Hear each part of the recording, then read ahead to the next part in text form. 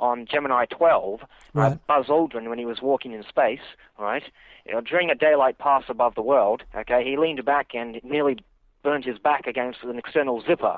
You see, that had heated up from direct sunlight.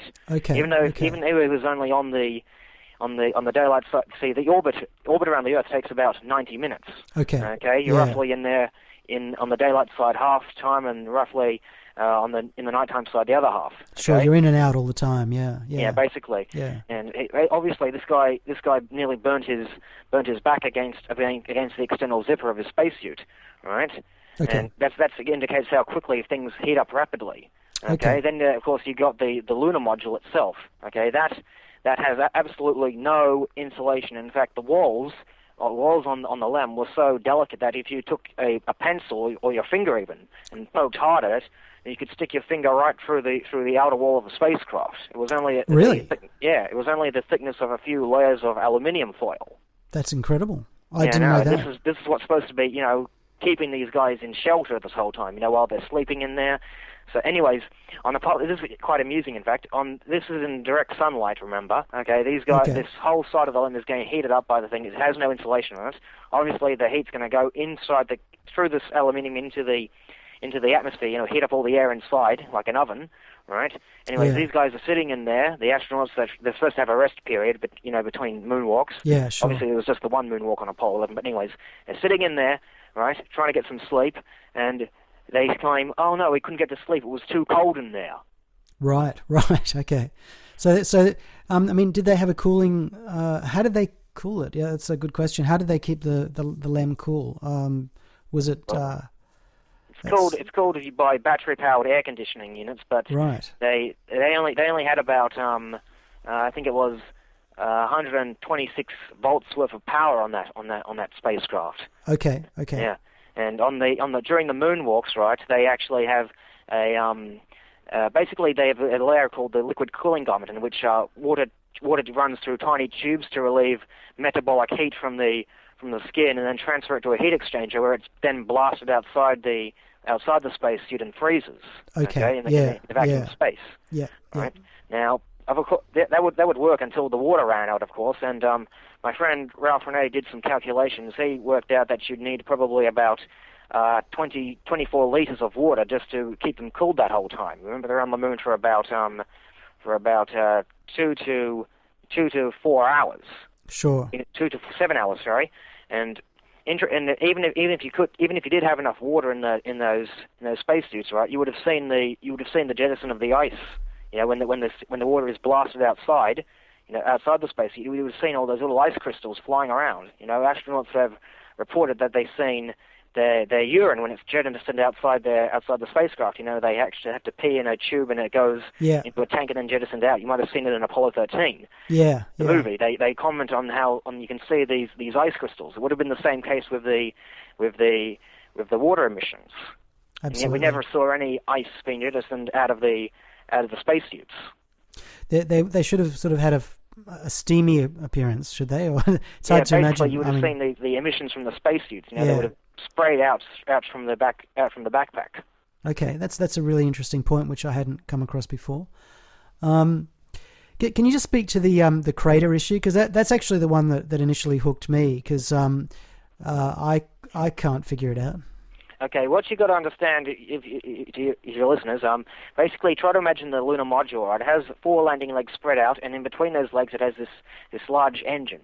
The engine generates about 10,000 pounds of thrust, okay, and it throttles down to about 3,000 or 2,500 pounds of thrust during the landing. Right? This is what they used to land on the moon, allegedly. Now, the lunar module would have clearly dug a huge crater beneath the LEM. You would have seen this LEM sitting in this gigantic crater dug up by its engine. Okay, we have engines here on Earth which develop only, I think it was 300 pounds of thrust, 500 pounds of thrust. Right, and these were built by Armadillo Aerospace. They were able to dig a hole through concrete. Okay, this was only at 500 pounds of thrust. Now, Sure. If 500 pounds of thrust can do that to concrete, imagine what it will do. What 3,000 pounds of thrust will do on the moon's surface. Remember, concrete is quite hard. And that's demonstrated in one of your videos. That's for our demonstrated in one listeners. of my videos. It's Moon Faker, No Crater. Yeah. Right, and then you got the obviously they would have dug a crater in the ground, and then you got here these claims that the vacuum of space reduced it to only 1.5 psi. Well, 1.5 psi, that's 3 times as powerful as a garden leaf blower. You take a leaf blower on some loose rock and you see it blast all those pebbles away. Okay. And yet in the Apollo videos we can see pebbles directly underneath the engine bell. Loose matter underneath there. Yeah. They would have been easily blasted away by the engine. Yeah. You'd imagine so. The only thing that makes me hesitate is the question of in a vacuum. Obviously in the Earth's atmosphere we've got the effect of the air itself, and so when you heat up air and you create a current, a convection current or whatever, that creates this bigger disturbance. But of course in a vacuum it's just the particles of the actual whatever's being ejected, the fuel particles. It's only that physical impact of those particles, whatever they hit, and whatever they hit will be impacted in a kind of like with Newtonian mechanics. It'll just exactly. hit and then it'll bounce. I understand what you're getting at. There's no air, so obviously it can only move by physical contact with the plume. Well, the fact is during the actual landing, right, when the astronauts first report they're picking up some dust, like when the dust is spraying all this dust. So when the engine is spraying all this dust everywhere, they were still 30 meters above the moon's surface. So clearly that plume has managed to reach the moon's surface from 30 meters above. That clearly demonstrates how far this thing will go down. Yeah. Okay. Yeah. That's so that means that they were 30 meters above 30 meters the surface above when they first started picking up some dust. Yeah, and I've listened to that where he says they're picking up some dust. Although apparently there's 2 versions of it. One says kicking, one says picking. But I listened to the audio off YouTube, and he definitely sounds like picking to me. Yeah. Either way, it's definitely reaching the ground from that altitude. Okay, absolutely, yeah. So there should have been a disturbance, and certainly in the photographs it doesn't look like there's any kind of visual disturbance. Some people have claimed, the debunkers have claimed, well, there is, and there's some evidence of a discoloration. I don't know. I couldn't call it. But well, look, I mean, that's a really good summary of that particular issue. I think just something else that really comes to mind for me is this whole issue of getting to the moon, orbiting the moon, landing, and then taking off again. It's incredibly difficult. I mean, it's amazing if they did it, because it really was a very tricky thing to do. They have to get everything just right, don't they? I mean, they've got to get the fuel right. Now, according to one report I read, they were within 10 seconds of running out of fuel when they landed or something. Yeah, I believe it was 30 seconds left of running out of fuel. When they got there, it was only about 15 seconds or so left. Yeah. So they cut it fine, and the story is, well, they did it. That was in Apollo 11. One would assume in the later missions they didn't cut it so fine. I don't know. That's if it really happened, which we're debating here. So now, of course, blast off from the moon. I've watched the video that was shot from the moon surface, and you see that little thing shooting up like a jack in the box. It has my gut feeling is it doesn't look to me very convincing. That's all. It just has a funny look about it, but I don't know. I'm not an expert. Personally, I reckon that was probably filmed by lifting it up by a crane. Okay. They lifted it up by a crane. They had the camera panning up by the crane, just lifted it off this moon surface with this large crane, right? Right. And that's how they faked that. It's interesting to notice that you don't see any exhaust coming out of the lunar module. No, well, that's true. That's one of the reasons why it doesn't look that convincing. It looks like it's on a spring or something. It just goes boing and just shoots straight up. Yeah. Yeah. The typical explanation you get is usually that the plumes aren't supposed to produce any visible plume. Well, yeah, that's not what was claimed in the in Moonshot, which was a book by Dig Slayton and Al Shepard. They specifically says it should produce a glowing plasma gas. Okay. Yeah, who's ever heard of an invisible glowing gas? That's unusual. Yeah, it'd be a new one on me. Great stuff. Look, I think we're about ready to move into the second half now, where we're going to have a couple of 2 studio guests here are going to join the discussion. Are you okay to continue? Sure. We're just going to take a bit of a break for some music, and we're going to just have to fix up the 2 extra mics, but we shouldn't be too long. So I'll just put the music on, and we'll get right back to you at the end of the song. Okay. Cheers. Sick of the lies, deception, spin and half-truths? Well, so are we. You're listening to Truth News Radio Australia.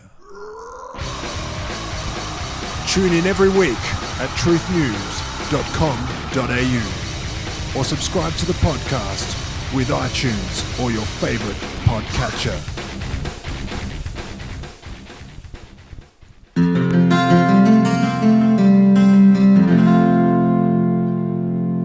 Okay, we're back with Truth News Radio Australia, and it's time for the second half of the show. Welcome back, Jarrah. Mm-hmm. How's it going? It's going good, welcome, Josh Jackson. Mate, I'm back. It's what a great subject. I love tackling.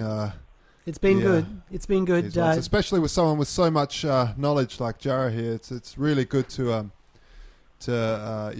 get people, as well as John Bursell here. We've got as well in the house, who's got a lot of knowledge. We've got John Bursell, who I'm a moon landing virgin who's been avoiding the subject for many years. But John comes as an expert in a important field. I mean, he's an expert in jet engines, so they're not exactly rocket engines, but they're pretty, got some similarities, I guess. And John, jet engine runs on jet fuel, and it sucks all the air inside the machine, whereas the rocket engine, that carries its own oxygen aboard, its own oxidizer, rather than sucking the atmosphere's air inside it. Absolutely, yeah, it's not a compressor. But that's it's been very interesting. I'm actually quite impressed with the way that you've tackled most of these subjects. I've noticed on the net that you've made a few mistakes along your way on your journey. The first question I had for you, actually, if I could take the first question, yeah, just go ahead. What's your background? What's your qualifications? I'm going to be the bad man here that's going to call you out on a few things. So could you give us a bit of background on what qualifies you to comment on the moon landing? Well, I have formal training in photography. I'm a formally trained photographer. I've had years of training in that field, and I've been able to find errors in various of the photographs taken by the astronauts. Okay, yeah, that's fine. And you're an amateur astronomer from what you've said earlier. Yeah. I studied astronomy as a kid, and I've been studying it since. Studying physics as well and everything else.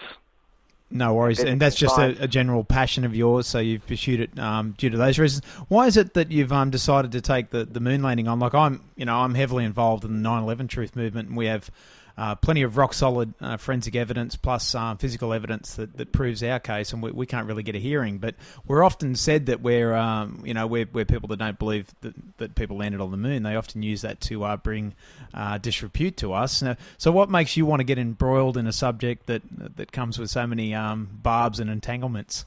Well, as I said, when I was a kid, I wanted to be the first man to walk on Mars. I had dreamed of becoming an astronaut, when I grew up, and later on in life, I hear about the Apollo moon landing conspiracy, right? And so I decided to do my own investigation on that. And along the way, I came across all these websites that try to prove that the moon missions were real. But what these webmasters actually do, rather than providing any valid evidence, what they do is they present this garbage, and in some cases, downright character assassination against anyone who even considers the idea that it was all faked, and even put words in their opponent's mouths.